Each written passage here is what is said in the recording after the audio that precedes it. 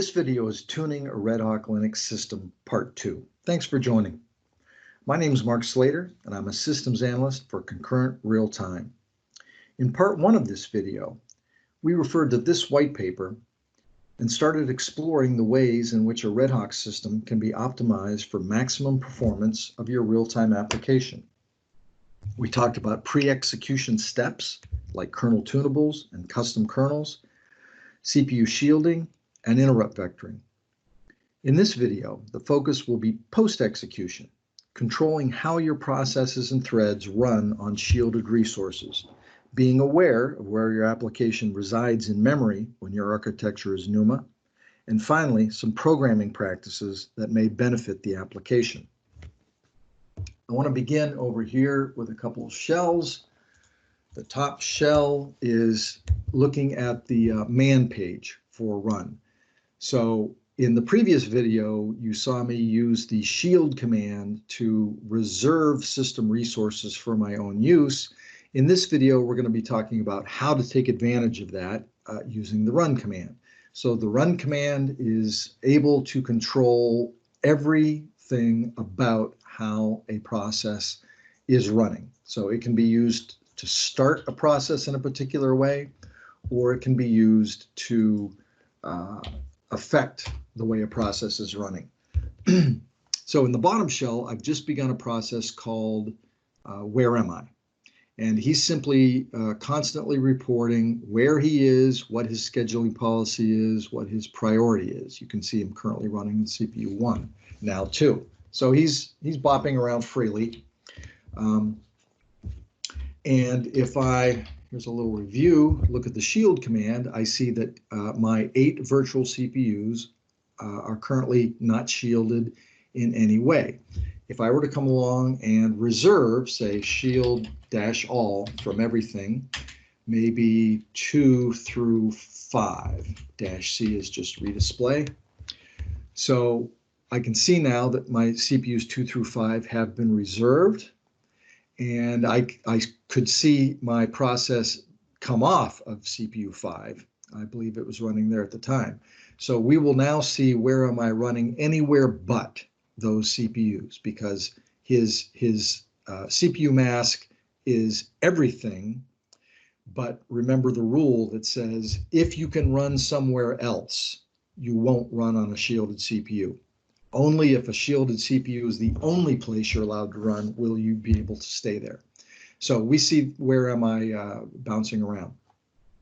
Now we also see that where am I is running sched other with a priority of 0.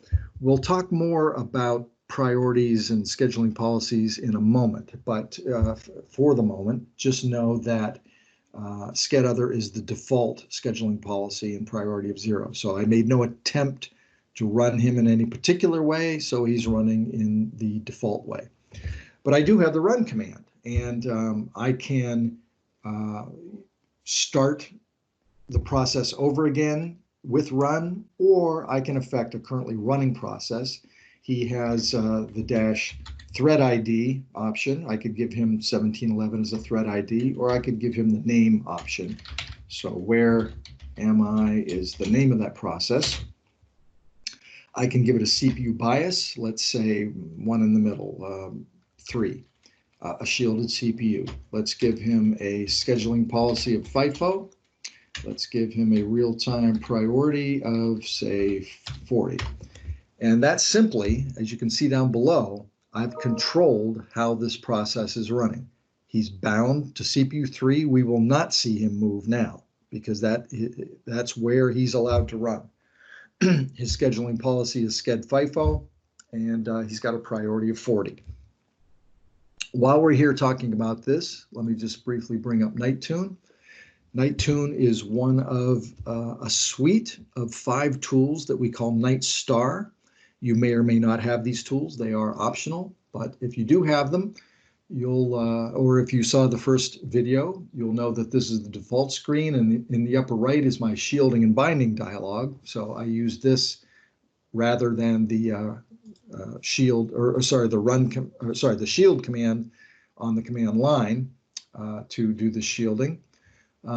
This process, where am I? If I simply look for him I will find him there under me. He's one of my processes. And if I want to affect any of these things that I do with the run command, I can simply go right click and look at his, say, scheduling details. We can see he's FIFO with a priority of 40, just like I set him. But if we want to change him to round robin with maybe a slightly higher priority, say 45, and he's now got a time quantum, we won't bother changing that. His CPU affinity, currently 3. You can see we've got 1, 2, 3, 4 shielded CPUs. Maybe I want him running on 5 at the moment. I will apply that, and sure enough, we see it happen. CPU 5, sched round robin, priority of 45. One other thing we can do in Nighttune, sort of quick and dirty, changing it from one CPU to another. So he was on 3, we moved him to 5. Let's say that I've decided 4 is where he should be. I can just drag and drop him over to CPU 4, and that's where he's running now, CPU 4. So let's talk a moment about scheduling policies and priorities. The man page I'm on now is for sched set scheduler.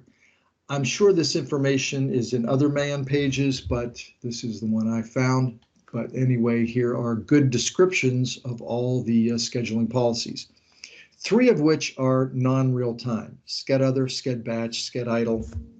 These are non-real-time scheduling policies, and you can read about them and why you might use them, sched other being the default scheduling policy. Sched FIFO and sched round robin, on the other hand, are real-time scheduling policies, and they're very similar.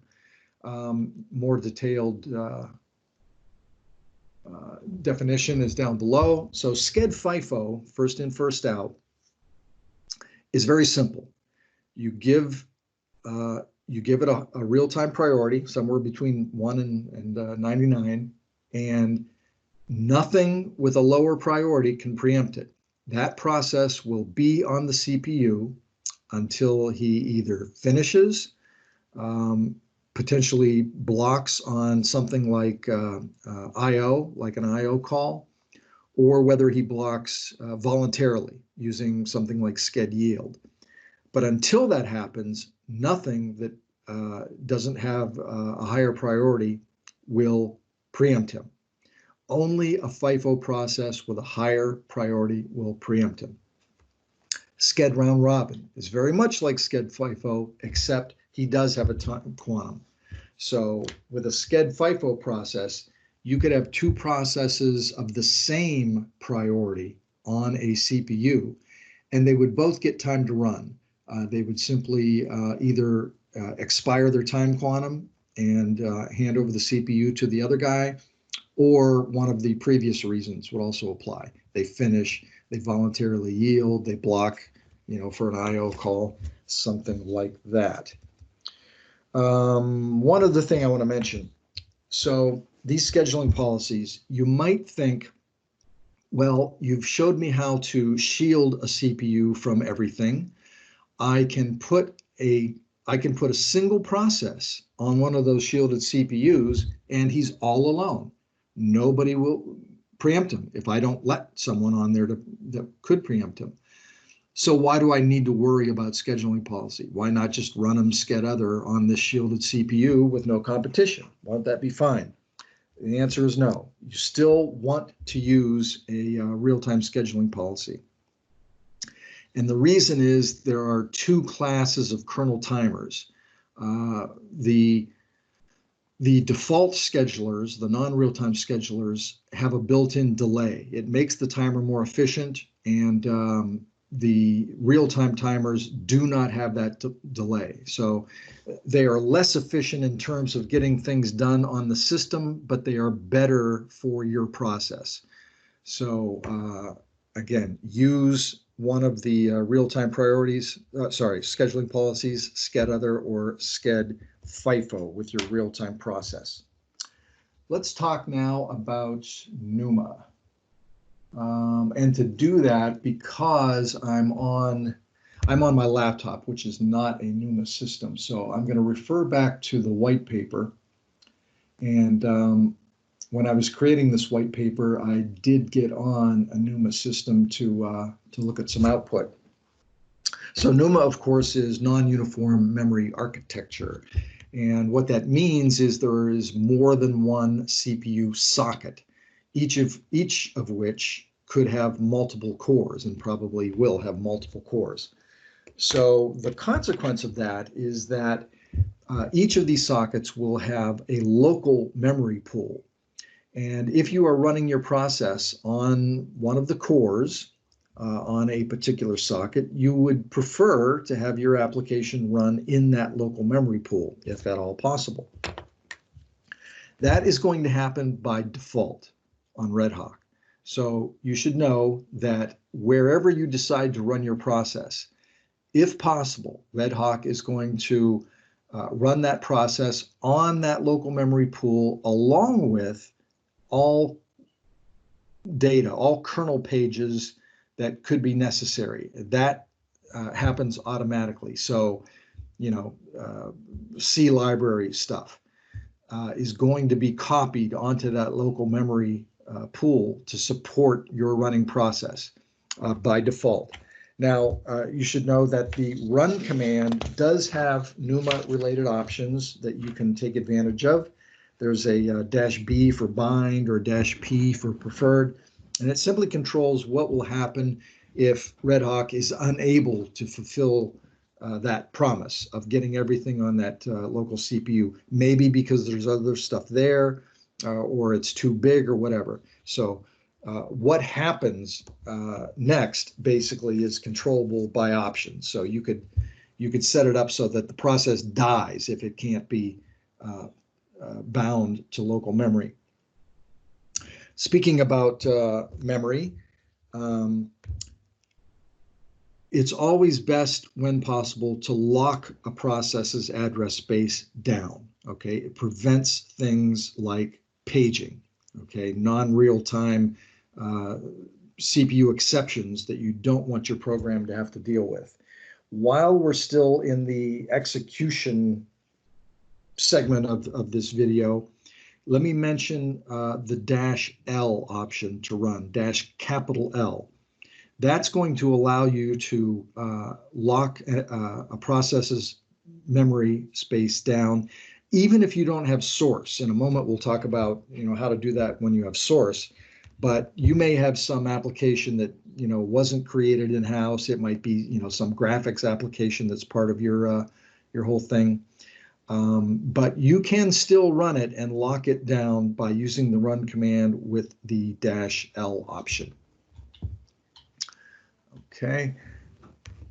Now I want to talk about programming practices. So everything we've talked about to date really is helping you get the best performance for your application without having done anything special to it. Okay, so this concept of interrupt vectoring and shielding CPUs and taking advantage of shielded CPUs, those don't really have anything to do with how you architected your code, and can be done actually fairly easily.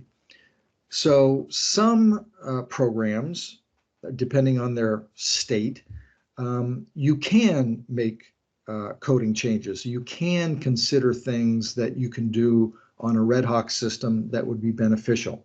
So we'll talk briefly about those, and those are covered here in the white paper with references back to the redhawk user's guide. So always the ultimate reference, the redhawk user's guide. But actually, let me back up a second.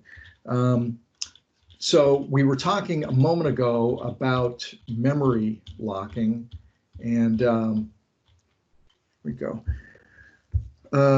So if you don't have source code, the -L to the run command is one way to do that. If you do have source code, we have the mlock command. So you would want at the top of any program you're writing to use mlock, and probably use the current and future arguments to memlock to lock your address space down.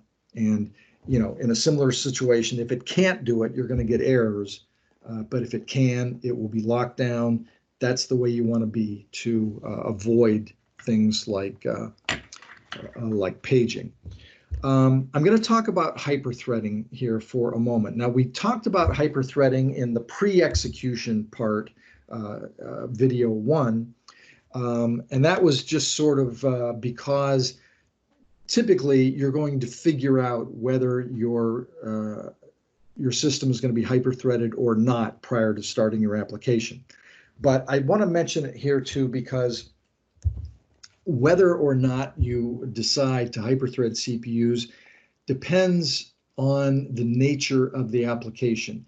We're looking here at a number of paragraphs in the white paper talking about hyperthreading and why you would want to do it one way or the other. And the fact is that it really depends on the application, the nature of the application, whether you would want to run a hyperthreaded CPU or not.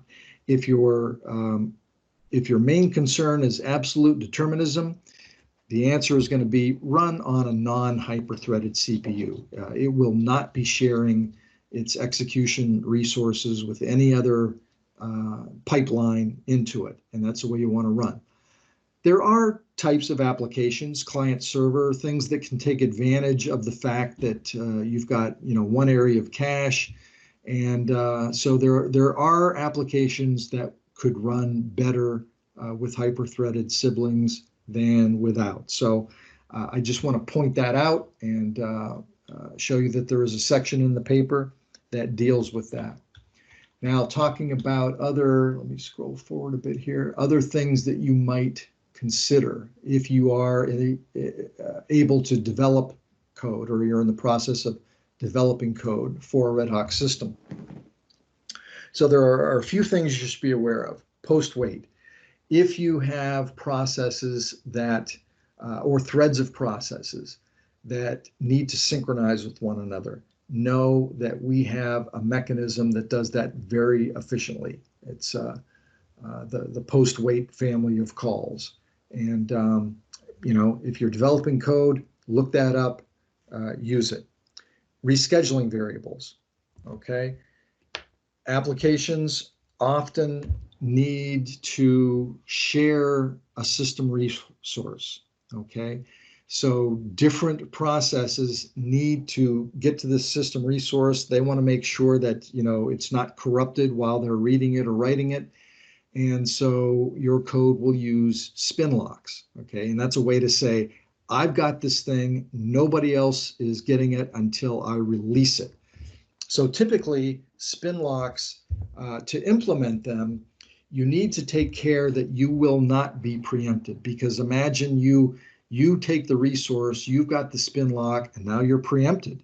You're off the CPU. Someone else comes along that wants to open that resource. They're blocked. Your system could come down, or your application is completely frozen, okay? So you don't want that to happen. So what do? Well, typically you're making system calls that temporarily raise your priority to one that can't be preempted. And that is okay. That mechanism works. However, it takes time. Those system calls are non-trivial, and you're in and out of the kernel, and it just takes time. Redhawk provides something called a rescheduling variable that you could take advantage of. Know that a process, as soon as it comes alive, can register a rescheduling variable. And from that moment on, anytime he needs to do something like get a spin lock, with one write, he can say, I am unpreemptible. And he will stay that way while the spin lock is taken, the resource is accessed. When you're done, the spin lock is returned, and with one write, you are now back to your regular scheduling situation. So rescheduling variables, something you want to take advantage of. Cache thrashing. This discussed best in the Redhawk User's Guide, but be aware of things like this. The fact that two variables that are frequently used by different processes on the same cache line can cause something like cache thrashing. So just be aware that that's out there. Lastly, I want to point out that at the end of this white paper are some working code examples. So everything we've talked about, shielding, taking advantage of shielding, priorities, policies, all that kind of stuff. You saw us do it on the command line. I showed you some GUI tools that do that. But be aware that that can all be done programmatically as well. So Appendix A here is using CPU cuddle to shield system CPUs.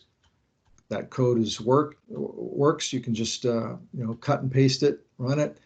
Appendix B, thread self-determination, CPU affinity, scheduling policy, and priority. So a thread, as soon as he comes alive, deciding where he should run with what scheduling policy and priority. Appendix C, I believe, is the post wait.